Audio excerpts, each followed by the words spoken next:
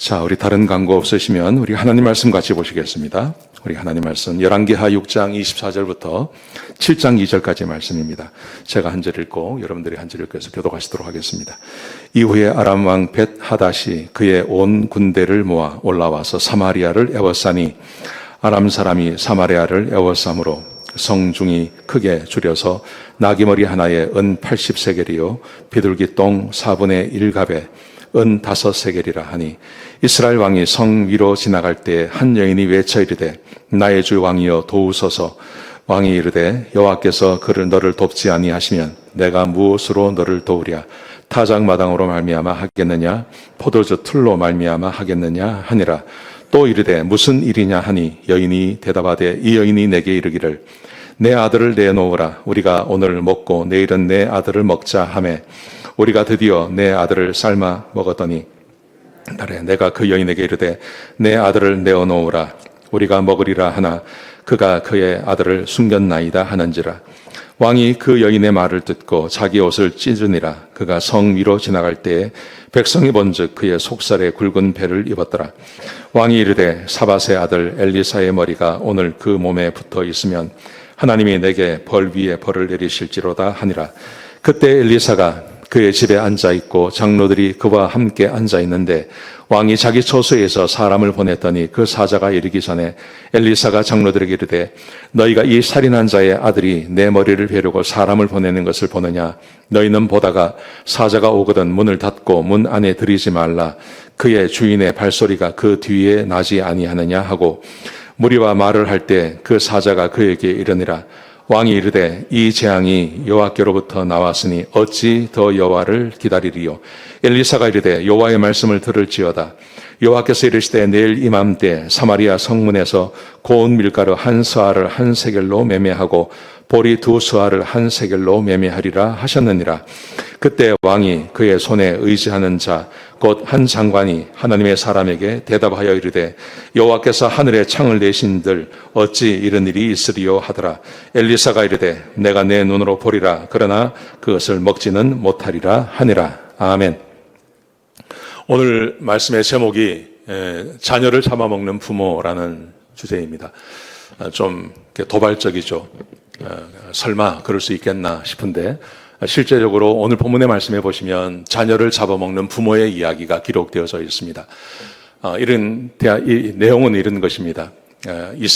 북이스라엘에 여호람이라고 하는 왕이 있을 때 그때 아람이라고 하는 군대가 쳐들어왔습니다. 쳐들어와서 사마리아 성을 에워쌌습니다. 그래서 밖에서 안으로 식량이 들어가지 못하는 거죠. 그러니 안에 있는 식량을 다 먹고 나면 그때 식량이 떨어지는 것입니다. 그래서 사람들이 성중에 크게 줄여서 나귀머리 하나에 은 80세겔이요. 근데 나귀머리라고 되어 있습니다. 우리는 소머리를 먹기 때문에 나귀머리 뭐 괜찮겠다 이렇게 생각하는데 저쪽에서는 소머리, 나귀머리 이런 거 잘 먹지 않습니다. 고기 중에 제일 맛이 없고 먹을 수 없는 것이 머리라 그래요.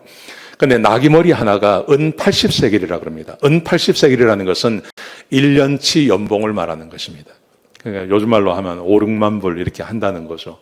그러니까 먹을 것이 얼마나 귀하냐 하는 것입니다. 비둘기 똥 4분의 1갑에, 그러니까 비둘기 똥이라는 것은 실제로 비둘기 똥이 될 수도 있고 아니면 비둘기가 똥을 싸면 아마도 거기에 포함되어져 있는 아직 소화되지 않는 그런 나달 이런 것을 모아서 그것을 파는데 그게 한 갑에 조그마한 한 4분의 1갑에 은 5세겔, 은 5세겔이라는 것은 아마도 한 달치 월급 정도 되는 것입니다. 그러니까 먹을 게 굉장히 없다는 것입니다. 그러다 보니까 어떤 일이 벌어지냐 하면 왕이 그 도시를 순찰을 나갔더니 한 여인이 찾아와서 말하기를 한 여인을 고발하는 거예요. 저 여인이 고발합니다. 그 내용이 뭐냐 그랬더니 저 여인이 나한테 와서 말하기를 우리가 오늘은 내 아들을 잡아먹고 그리고 다음 날이 되어서는 자기 아들을 잡아먹자고 했는데 다음 날이 되니까 자기 아들을 숨겼습니다. 이렇게 말을 하는 거예요. 여러분 이게 실제로 벌어지고 있는 일입니다. 북한에서 제가 찾아보니까요. 북한에서도 기근이 한참 심할 때 실제로 자식을 잡아먹는 사람들이 있었다 그래요. 북한 내부에서도 그런 일이 있었고요. 그리고 역사적으로 봐도 너무 굶주리고 힘들면 사람을 잡아먹는 일이 생겨나는 것이죠. 여러분, 그런데 이 일이 전쟁이나 정치적인 문제가 아니라는 겁니다. 이것은 경제적인 거나 정치적인 문제가 아니라 이런 일이 생겼다는 것은 무슨 말이냐 하면 하나님 말씀에 순종하지 않았다는 것입니다. 우리 하나님께서 이런 문제가 생기기 한 5, 600년 전에 신명기 28장에 하나님께서 이렇게 말씀하셨습니다. 너희가 만약 하나님 말씀에 순종하지 아니하면, 그러면 내가 오늘 내게 명령하는 모든 명령과 규례를 지키지 아니하고 행하지 아니하면 모든 저주가 너에게 임할 거라고 말씀하세요. 근데 이 저주는 너희가 성읍에서도 저주를 받고 들에서도 저주를 받을 것이고 들어가도 저주를 받고 나가도 저주를 받고 너희의 떡반죽거리기 저주를 받을 거라고 이야기하세요.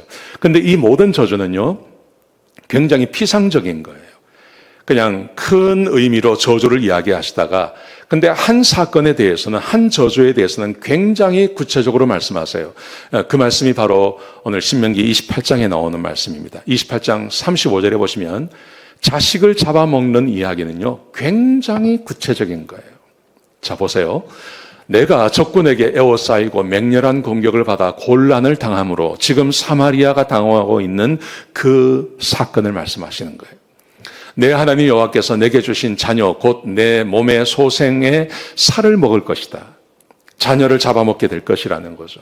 그런데 이렇게 말씀하십니다. 54절에 보시면요, 너희 중에 온유하고 연약한 남자까지도 아버지가 있는데 그 아버지의 마음이 강하지가 못해요. 아주 아버지가 마음이 약해요. 그런데 그런 사람이라 할지라도 이렇게 말합니다. 그의 형제와 그의 품의 아내와 그의 남은 자녀를 미운 눈으로 바라보며, 미운 눈으로 바라본다는 것은 자기가 먹는 것을 빼앗길까 봐요. 그러면서 이렇게 말합니다. 55절 보십시오. 자기가 먹는 그 자녀의 살을 그중 누구에게든지 주지 아니하리니. 자기가 먹는 것을 빼앗길까 봐. 근데 그게 자기 자식이에요. 그걸 독한 사람, 아주 독한 사람, 탐심이 많은 사람이 아니라 굉장히 소심한 사람도 너무 배가 고파서 자식을 잡아먹는데 그걸 혹시 누가 빼앗아 먹을까 봐 자기 가족까지 경계하며 먹는다는 거죠. 여러분, 이것은 어떻게 보면 굶주림의 문제도 될 수 있지만 이것은 정신적인 문제도 될 수 있죠. 이 정도 되면 정신이 나간 거 아니겠습니까? 정신에 문제가 있는 거 아니겠습니까? 또 이렇게 말씀하세요. 그 다음 말씀 보시면 또 너희 중에 온유하고 연약한 부녀 곧 온유하고 연약하여 자기 발바닥으로 땅을 밟아보지도 아니하던 자라도 어떤 여인이 계시는데 이 여인은 마음이 굉장히 여린 사람이에요. 그래서 신발을 벗고 맨발로도 다니지 않는 그런 아주 정숙하고 굉장히 마음이 여린 그런 여인이라 하더라도 이 말이죠. 자기 품의 남편과 자기 자녀를 미운 눈으로 바라보며 자기가 먹는 것을 빼앗길까 봐 미운 눈으로 본다는, 경계하는 눈으로 본다는 말이죠. 자기 다리 사이에서 나온 태와 그리고 자기가 낳은 어린 자식을 남몰래 먹으리니, 이런 일이 벌어질 거라고 하나님께서 사마리아의 사건이 벌어지기 5, 600년 전에 예수님 하나님께서 이미 말씀하셨어요. 그러니까 이 문제는 무슨 문제냐 하면 정치적인 문제가 아니에요. 이것은 정치적인 건 아니면 군사적인 문제가 아니라 하나님의 말씀을 지키지 않는 것입니다. 도대체 이 시대에 무슨 문제가 있었을까요? 오늘 본문에 나오는 말씀 3장에 보시면 그때 왕이 여호람이라는 사람이었습니다. 이 여호람에 대해서 이렇게 말을 합니다. 아합의 아들 여호람이 사마리아에서 12해 동안 왕으로 다스렸습니다. 근데 이 사람이 이런 사람이었습니다. 그가 여호와 보시기에 악을 행했습니다. 어떤 악을 행했냐면 여러 가지 악을 행했죠. 근데 자기 아버지 부모처럼은 하지 않았다는 거. 아합처럼은 하지 않았지만 그러나 3절 보십시오. 그러나 그가 느밧의 아들 여로보암이 이스라엘에게 범하게 한 그 죄를 따라 행하고 떠나지 아니하였더라. 여로보암이 지은 죄는 이런 것입니다. 여로보암은 북이스라엘의 첫 번째 왕이었습니다. 이 사람이 왕이 되자마자 남북으로 갈라졌죠. 그때 이 사람이 염려되는 것이 자기 백성들이 혹시 남유다가 있는 예루살렘에 예배를 드리고 갔다가 자기를 배반할까 봐 예루살렘 같은 그런 성전을 베델과 단에 쌓는 거예요. 만든 거예요.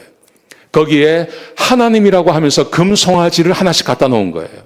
그리고 백성들에게 이게 우리가 믿는 하나님이라고 이야기를 합니다. 거기에 제사장들을 세웠는데 제사장은 원래 레위 족속이어야 합니다. 근데 레위 족속이 아닌 일반 다른 사람들을 제사장으로 세웠습니다. 그리고 하나님께서 정하신 성일이 있었어요. 근데 그 성일을 자기 마음대로 정합니다. 그래서 백성으로 하여금 예루살렘으로 가지 아니하고 자기 북이스라엘 땅에서 예배를 드리고 데려도록 했는데 그 예배는 우상의 숭배가 되는 것이죠. 그리고 수십 년이 내려온 겁니다. 그러다 보니까 백성 전체가 죄를 짓는 거예요.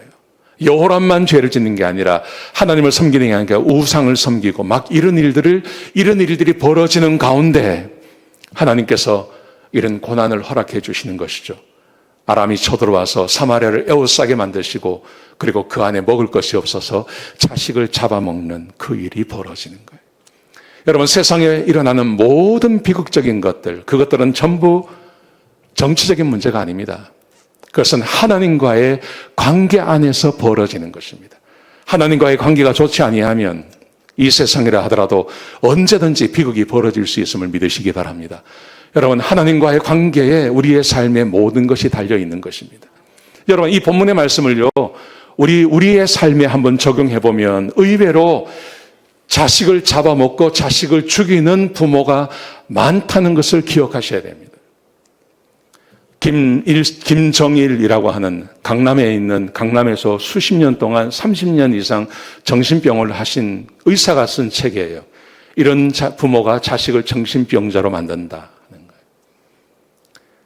의외로 많은 부모들이 자식을 정신병자로 만드는 겁니다. 자식을 잡아먹는 겁니다.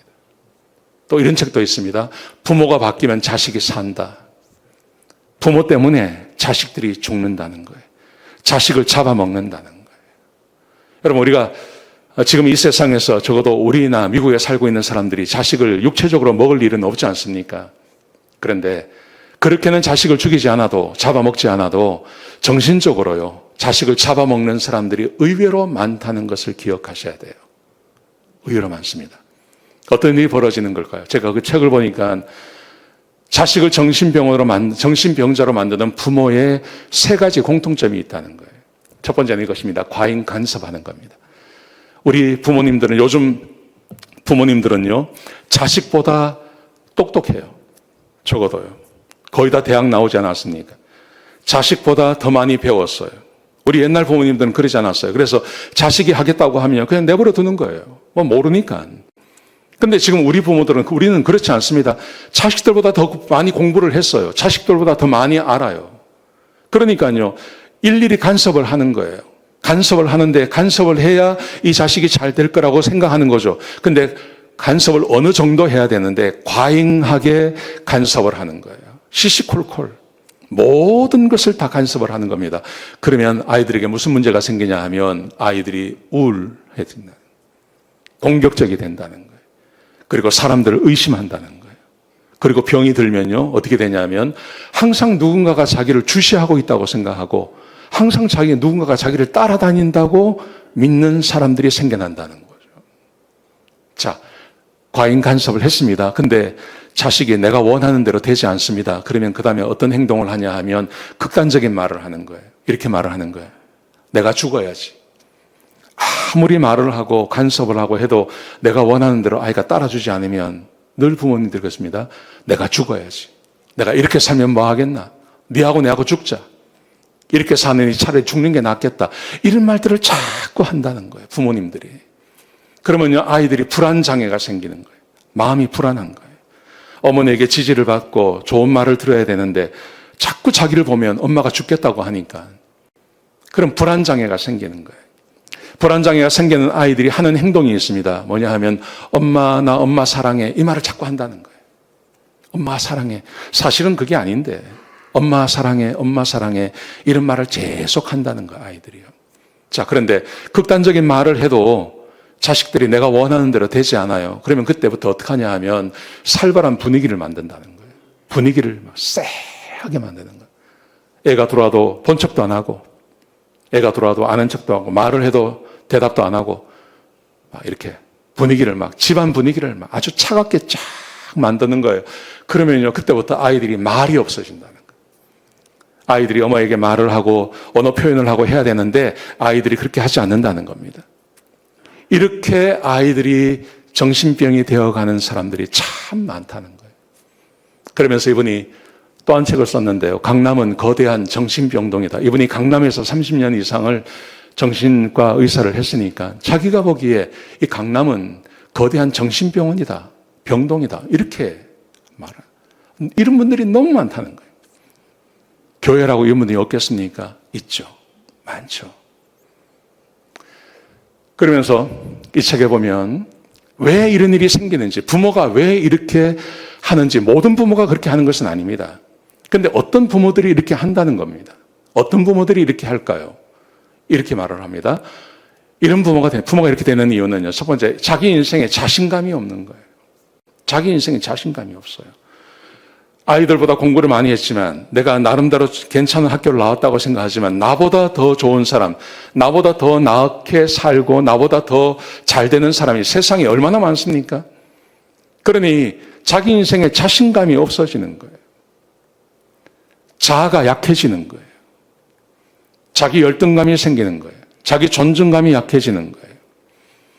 자아가 강해져야 하는데 자아가 그렇지 못하다는 거예요. 주도적인 삶을 살지 못하는 사람들이 대부분 이렇게 행동을 한다는 것입니다.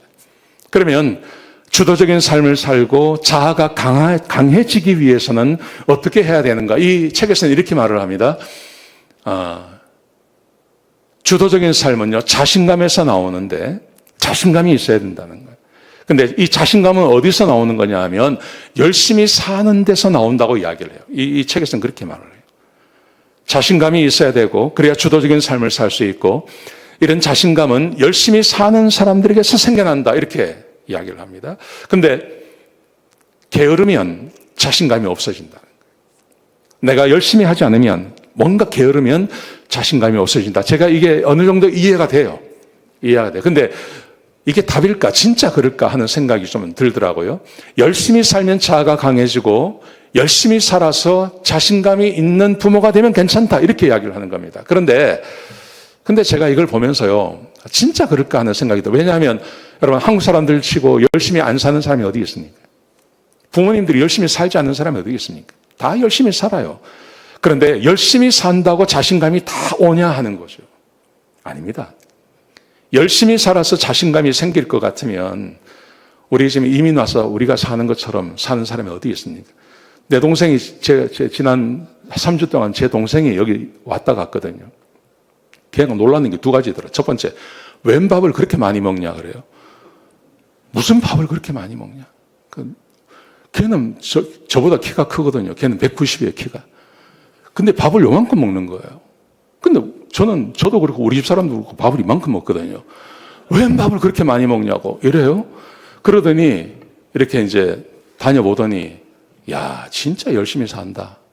우리 한인들이요. 그러니까 열심히 사니까 먹어야 되죠. 열심히 먹어야 되죠. 그러니까 열심히 산다는 이야기죠. 그럼 열심히 살면 그런 자신감이 생기냐 하는 겁니다. 아닙니다. 내가 아무리 열심히 살아도 내가 열심히 살아도 내 안에 어쩔 수 없는 뭐라 그럴까요? 세상에 대한 두려움, 그리고 움츠러드는 마음, 이건 어쩔 수가 없는 거예요. 열심히 산다고 자신감이 생기면 이것은 어떤 부류에, 어떤 사람들에게 해당이 되는 거지, 다 우리에게 해당되는 것은 아니라는 생각이 들더라고요. 그리고 오늘 본문의 말씀이 내 마음 가운데 쭉 이해가 되었어요. 자, 보세요. 오늘 본문에 보시면 여호람이라는 사람이 있어요. 이 사람은요, 자신감이 진짜 없는 사람이에요. 보세요. 오늘 본문에 함께 읽은 말씀대로 그렇게 자기가 다스리는 사마리아 성 안이 막 엉망진창이 되었습니다. 그때 어떤 사람이 와서 좀 도와달라 그럽니다. 그랬더니 이 사람이 뭐라고 그러냐면, 그럼 내가 도와줄게. 내가 할 수 있는 일을 다 할게. 이렇게 대답을 해야 되는데, 뭐라고 하냐면, 내가 하나님이냐? 이렇게 말을 하는 거예요. 내가 하나님이냐? 내가 어떻게 도우냐? 내가 하나님이냐? 이렇게 말을 하는 겁니다. 굉장히 자신감이 없는 사람이에요. 근데 이 사람이 자신감이 없는 이유가 뭐냐 하면 열심을 내야 될 때 열심을 내지 않았기 때문에 그런 거예요. 열심을 내야 할 때 모든 삶의 열심을 다 낼 수는 없습니다. 근데 마땅히 내가 열심을 내어야 할 때가 있는 거예요. 그게 뭐냐 하면 하나님과의 관계를 말하는 거예요. 세상 사는데 열심을 낸다고 해서요, 내가 원하는 거 다 얻을 수 있는 거 아닙니다. 그런데 하나님과의 내 관계 안에서는요, 열심을 내셔야 돼요. 그러면 하나님께서 우리에게 필요한 것을 채워주시고 자신감이 생겨나는 거예요. 자, 이게 무슨 말인지 보세요. 그때 아람 왕이 이스라엘과 더불어 싸우며, 오늘 우리가 함께 읽지는 않았지만 오늘 이 사건, 아람이 사마리아를 둘러싸는 그 원인이 여기서 나오는 겁니다. 아람 왕이 이스라엘과 다투고 싸우면 더 이제 전쟁을 하려고 하는데, 그때 이스라엘 왕이 자기들 참모들하고 모여서 작전을 짜잖아요. 작전을 짜면요, 그걸 이스라엘 왕이 다 알고 있는 거예요. 이거 어떻게 된 거냐? 이게 뭐 한두 번이 아니라 계속 그들이 벌어지니까 이 아람 왕이 자기들 부하들 가운데 그 내통하는 사람이 있다고 생각한 겁니다. 근데 그게 아니고요. 이걸 누가 가르쳐 주냐 하면 하나님이 엘리사에게 말씀하시고 엘리사가 자기 나라 왕 여호람에게 이야기를 하는 거예요. 하나님이 아람이 계획하고 있는 그 공격해 오고 하는 그 모든 것들을 엘리사에게 말하고 엘리사가 이것을 왕에게 이야기를 해주는 거예요. 그러면 이게 얼마나 좋은 겁니까? 그러면 이런 일이 계속 벌어지면요, 하나님을 더 의지하고 하나님께 열심을 내면 그러면 자기 나라가 얼마나 좋아지겠습니까? 그런데 여호람은 그렇게 하지 않는 겁니다. 그렇게 하지 않고 그냥 그걸 받을 뿐이에요. 좋은 일이 있네. 그래, 나 피했네. 내 목숨 피했네. 하고 하나님에 대해서 전혀 열심을 내지 않습니다. 그러다가 이런 일이 딱 터졌어요.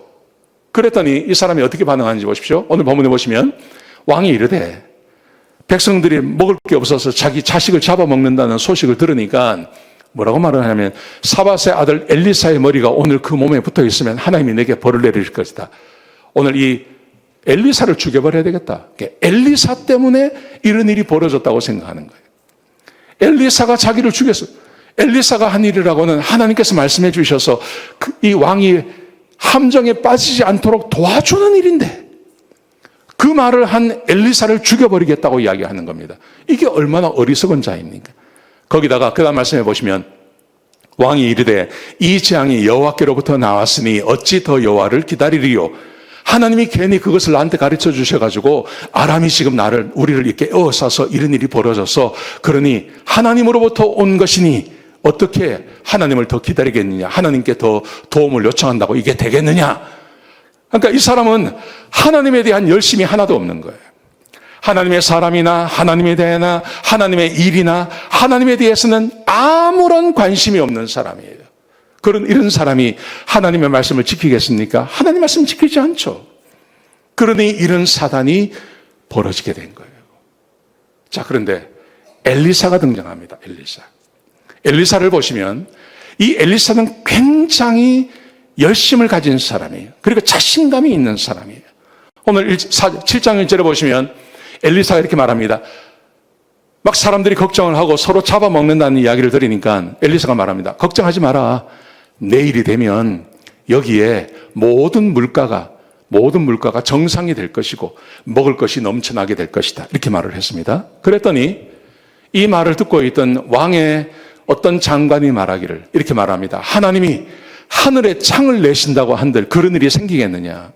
지금 먹을 것이 아무것도 없는데 어떻게 내일 아침이 되면 좋아진다는 말이냐? 이렇게 말을 합니다. 그랬더니 엘리사가 말합니다. 너는 그것을 보기는 보지만 너는 못 먹어. 너 죽는다는 말입니다. 이렇게 이야기를 딱 하는 거예요.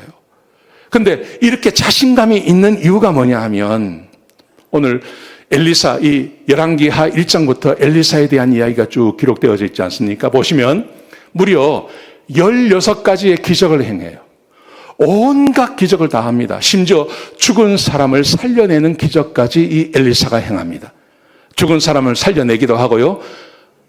요 빨간 걸로 된 거 있지 않습니까? 저는 저걸 읽으면서 오병이어가 기적이 나더라고요. 빵 20개 가지고 자기의 제자 100명을 먹여요. 20개 가지고 100명. 나눠서 먹는 게 아니라 빵을 나눠주니까요. 이게 막 늘어나는 거예요. 그래서 100명이 먹을 수 있도록 그렇게 오병이어의 기적 같은 그 기적을 엘리사가 막 행하는 거예요. 그러니 이 사람이 얼마나 자신감이 있겠습니까? 근데 이 자신감, 이런 기적과 자신감은 어디서 온 거냐 하면 하나님에 대한 열심에서 온 거예요. 자, 보세요. 엘리사의 전임자가 엘리야입니다. 엘리야를 하나님께서 데려가신다는 소식을 들었어요. 근데 이 구약시대에는 지금은 성령님이 우리 모두에게 계시지만 저 때는 성령님이 한 선지자에게 임하시고 그 사람이 떠나가면 그 사람의 후계자에게 하나님의 성령이 임하시는 거예요. 사울에게 성령이 임했다가 하나님께서 사울을 버리시고 다윗을 선택하시니 그 사울에게 임했던 성령님이 다윗에게 임한 것처럼 엘리야에게 임했던 그 성령님이 엘리야를 데려가시면 그 다음에 엘리야의 후계자에게 성령이 임하시는 거예요. 근데 엘리사가 이걸 알고 있었어요. 엘리사가 누구냐 하면 엘리야의 많은 그 제자들 중에 한 사람에 불과한 겁니다. 자기의 동료들이 굉장히 많습니다. 그런데 성경에 보시면 여기 보십시오.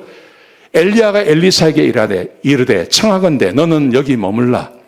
여호와께서 나를 베델로 보내시느니라 하니 엘리사가 이르되 여호와께서 살아계심과 당신의 영혼이 살아있음을 두고 맹세하노니 내가 당신을 떠나지 아니하겠나이다. 하나님께서 엘리야를 데려가시는 거 알고 있었어요. 그래서 엘리사는요, 엘리야에게 임했던 그 성령님을 자기가 받고 싶은 거예요. 이 욕심이 있는 거예요. 하나님에 대한 이 욕심 같은 게 있는 거예요. 나 당신에게 임했던 그 성령을 받기를 원합니다. 그러니 나는 당신을 떠나지 않겠습니다. 이렇게 말을 합니다. 자, 보세요. 그래서 그 다음 보시면 베델로 내려갔습니다. 그 다음에 엘리사가 청하건대 엘리사야 청하건대 너는 여기 머물라. 여호와께서 나를 여리고로 보내느니라. 그랬더니 똑같이 이야기합니다. 내가 당신을 떠나지 아니하겠습니다. 그리고 여리고로 내려가는 거예요. 그 다음 말씀 보세요. 엘리야가 또 엘리사에게 이르되 청하건대 너는 여기 머물라. 여호와께서 나를 요단으로 보내시느니라.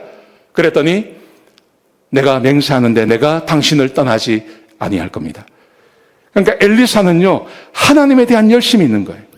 그래서 엘리야를 데려가실 때 이 엘리사는요, 하나님의 영이 자기에게 임하기를 소원하고 있는 겁니다. 그래서 엘리야를 떠나지 않겠다고 말하는 거예요. 그 다음 보세요. 건너가매 엘리야가 엘리사에게 이르되 나를 내게서 데려감을 당하기 전에 내가 내게 어떻게 할지를 구하라. 엘리야가 엘리사에게 묻습니다. 내가 너에게 뭘 해줄까? 그랬더니 엘리사가 이르되 당신의 성령이 하시는 역사가 갑절이나 내게 있게 하소서. 엘리사가 이걸 받고 싶었던 거예요. 엘리사가 엘리야에게 임한 그 성령님이 이제는 나에게 갑절이나 나에게 있기를 내가 구합니다. 여러분, 이 마음을 가지고 엘리사가 엘리야를 따라다니는 거예요. 엘리야가 베델에 가면 베델로, 여리고에 가면 여리고로, 요단에 가면 요단으로 계속 따라다니는 겁니다. 나에게 성령을 주십시오. 나에게 성령을 주십시오. 이 열심이 이 엘리사에게 있었던 거예요.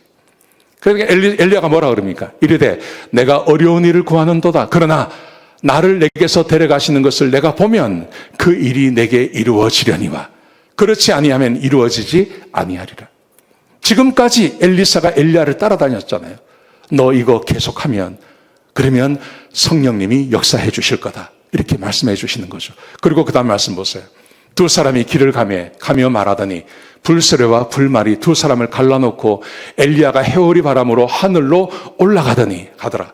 엘리사가 보고 소리 지르되 내 아버지여 내 아버지여 이스라엘의 병거와 그 마병이여 하더니 다시 보이지 아니하는지라. 이에 엘리사가 자기 옷을 잡아 둘러 찢고 엘리야의 몸에서 떨어진 겉옷을 주워 가지고 돌아와 요단 언덕 위에 서서 엘리야의 몸에서 떨어진 그 겉옷을 가지고 물을 치며 이르되 엘리야의 하나님 여호와는 어디 계시니까 하고 그도 물을 치매 물이 이리저리 갈라지고 엘리사가 건너가니라. 엘리야가 떠날 때 그것을 보게 되는 거죠. 그랬더니 성령이 그에게 임했고 약속하신 대로 이 엘리사에게 하나님의 능력이 그에게 갑절로 임하게 되는 것입니다. 사랑하시는 성도 여러분, 우리가 열심을 내는데요, 우리가 살아가는데 열심을 내지 않습니까? 내 건강 지키는데 열심 내지 않습니까?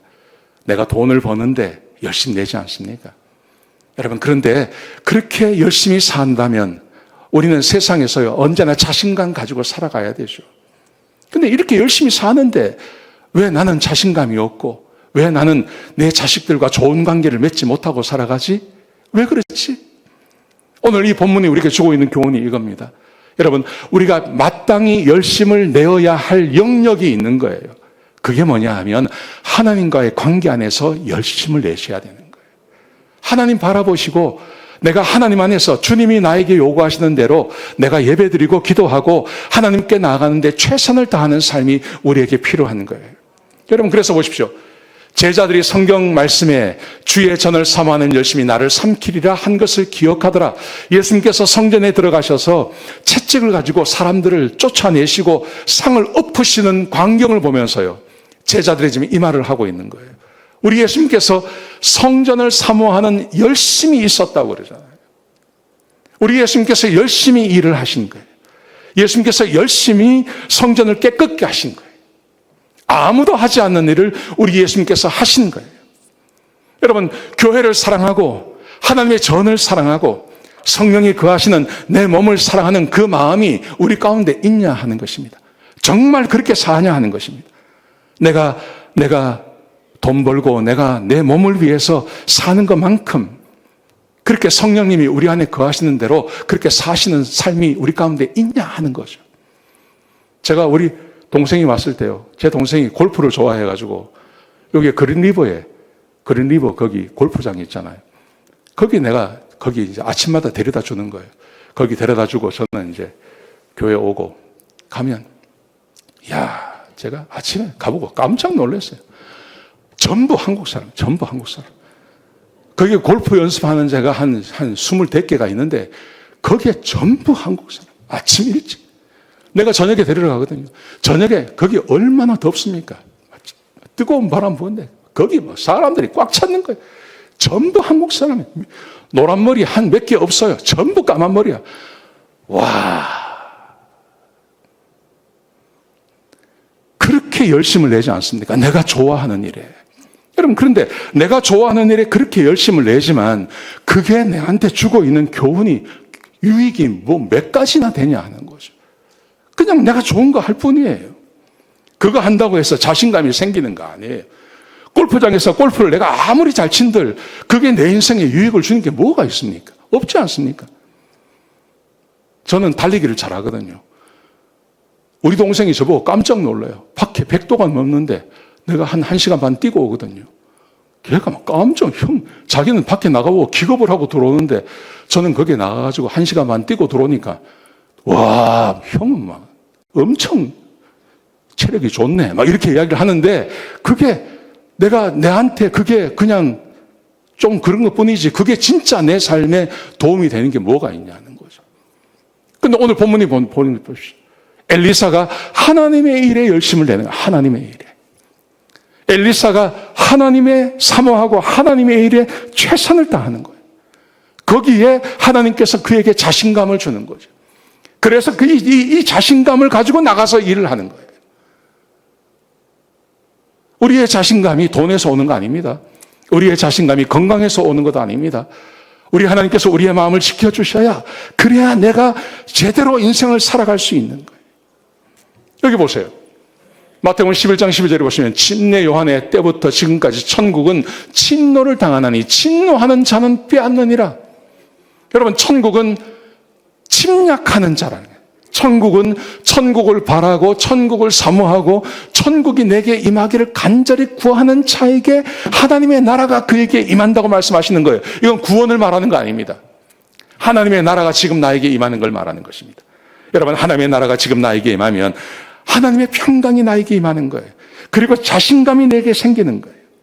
그리고 그 자신감을 가지고 내가 내 자녀를 대할 수 있고 주변 사람들을 대할 수 있는 것입니다. 아멘이십니까? 이게 얼마나 귀한지 몰라요. 여러분, 그러므로 우리는 하나님의 일에 열심을 내셔야 돼요. 우리는 지금 그걸 하지 않는 거예요.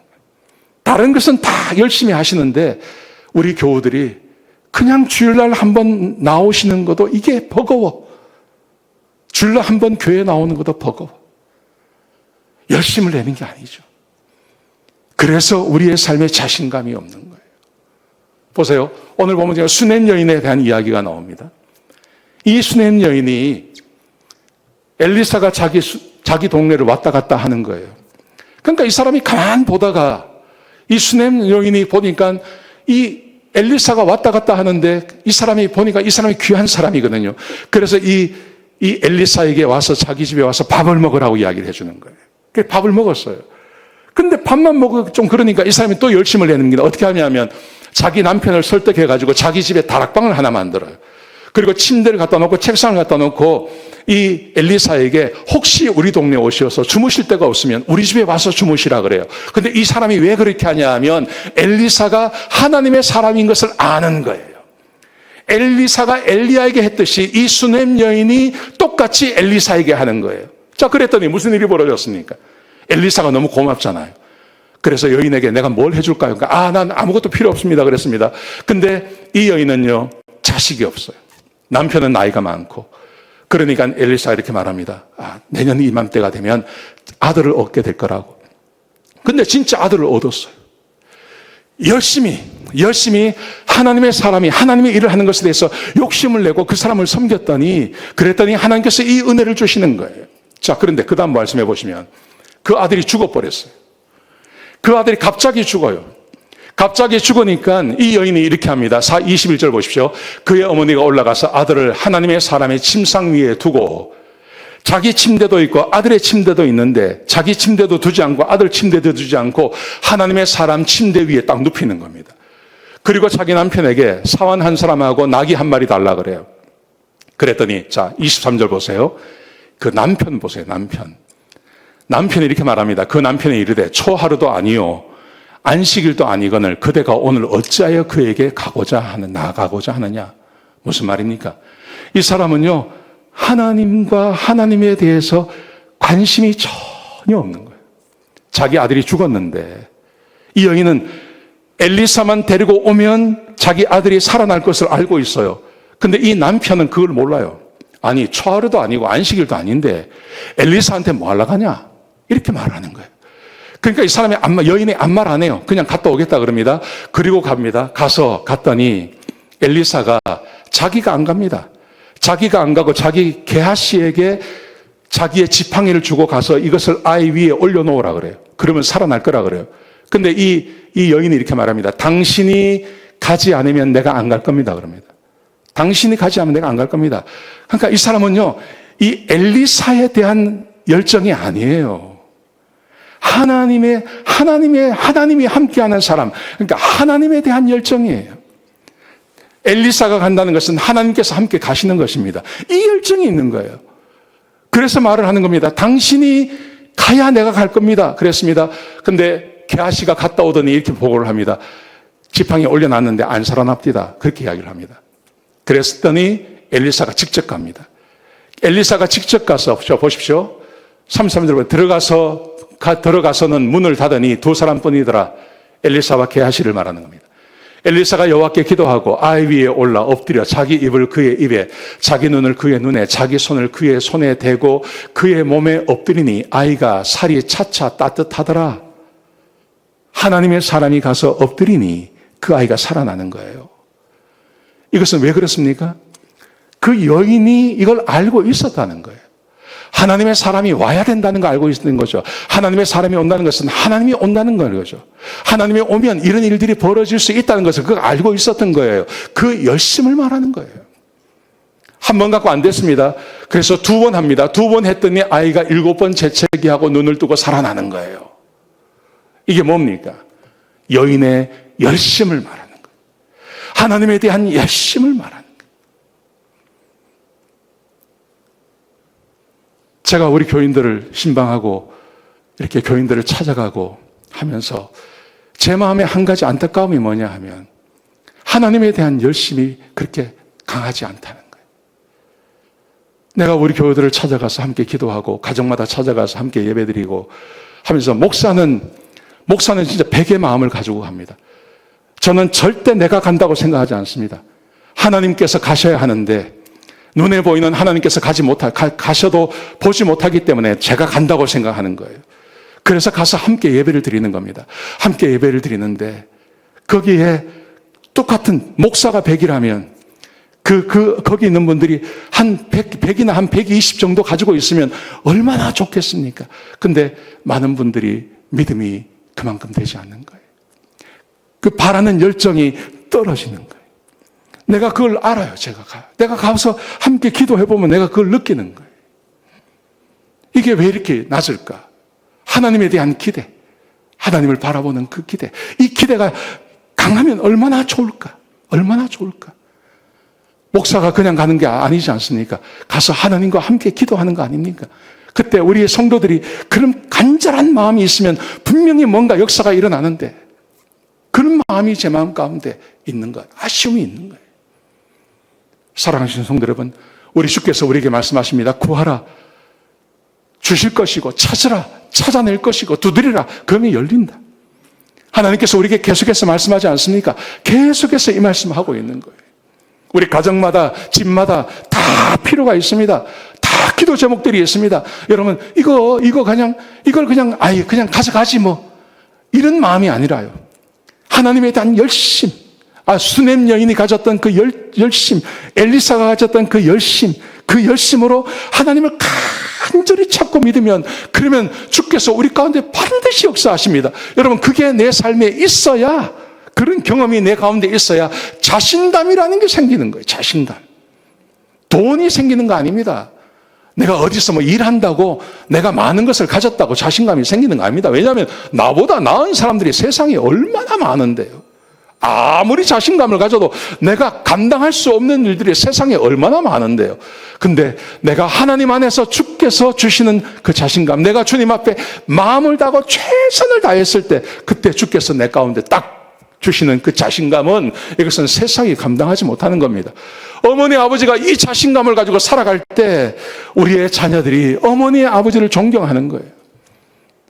우리 아버지, 우리 어머니 진짜 예수 믿는 사람이지. 아이들의 마음이 푸근한 거예요. 이 믿음 가지고 사시기를 주의 이름으로 축복합니다. 목장에 가셨어요. 세 가지를 함께 나누세요. 당신이 현재 열심을 내는 게 뭔지 한번 이야기해 보세요. 오늘 목장 가셔서 나는 지금 뭐에 열심을 내고 있나? 솔직하게 한번 이야기해 보세요. 나는 요새 뭐에 열심을 가지고 있나? 열심이 없는 분들이 많습니다. 두 번째, 하나님께 열심을 내는 게 뭔가? 내가 지금 하나님께 열심을 내고 있는 게 뭔가? 제가 부끄럽게요. 우리 수요예배 몇 명 나오는지 아세요? 수요예배? 10명 나옵니다. 10명. 어떨 때 6명 나오고요. 많이 나오면 10명 나옵니다. 수요예배 그렇습니다, 지금.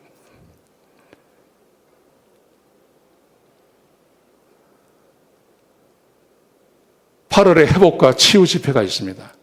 8월에요. 우리 하나님께서 이걸 허락해 주셨는데 제가 지금 준비하고 있습니다. 여기에 엘리사 같은 마음으로, 수넴 여인 같은 마음으로, 그럼 내가 와서 한번 고침 받아야지. 이 열심이 있어야 되는 거예요. 아멘. 예. 이게 있을 때 우리가 살아나는 거예요. 우리 가정이 살아나는 거예요. 이 은혜가 주의 이름으로 임하시길 주의 이름으로 축복합니다.